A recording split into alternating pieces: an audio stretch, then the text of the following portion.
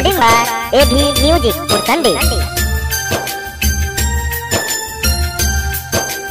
जाता रोता ससुरा जा चचरा के लड़ावा से रहिहा हो।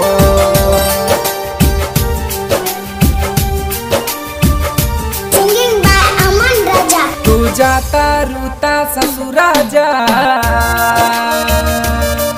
तू जाता रोता ससुरा जा, याद हमारा न करके सोइहा हो। जब दर्द उठी तोहरा दिल के, जब दर्द उठी तोहरा दिल के, अचरा के लोड़ावा से धोइहा हो। जब दर्द उठी तोहरा दिल के, अचरा के लोड़ावा से धोइहा हो। जा जाता रूता ससुरा जा, हे हे ला ला ला ला, हे हे हा।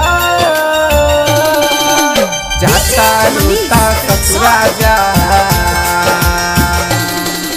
चरा के लोड़ावा से धोइहा हो। सिंगिंग बाय अमन राजा। हमरा से जुदा तू हो के हो, पियवा के गोद में सो के हो।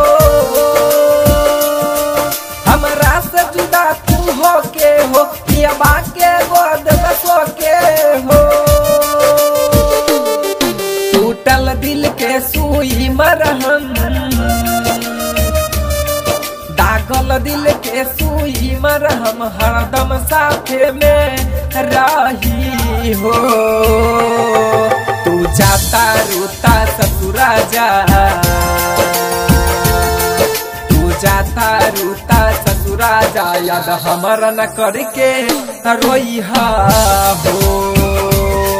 तू जाता रोता ससुरा जा, याद हमारा न करके रोइहा हो। हे हे ला ला ला ला, हे हे हा। तू जाता रोता ससुरा जा, याद हमारा न करके रोइहा हो। Singing by Aman Raja.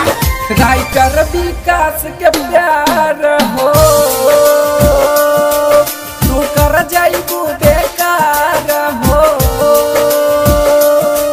Writer Vikas के प्यार हो, तू कर जाइबू बेकार हो। अमन राजा घुट घुट के जी,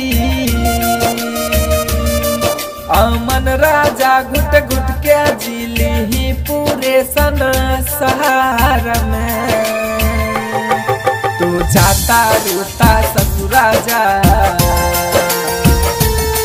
तू जाता रोता ससुरा जा, याद हमारा न करके रोइहा हो। तू जाता रोता ससुरा जा, याद हमारा न करके रोइहा हो। रिकॉर्डिंग बाय एभी म्यूजिक पुरसंडी।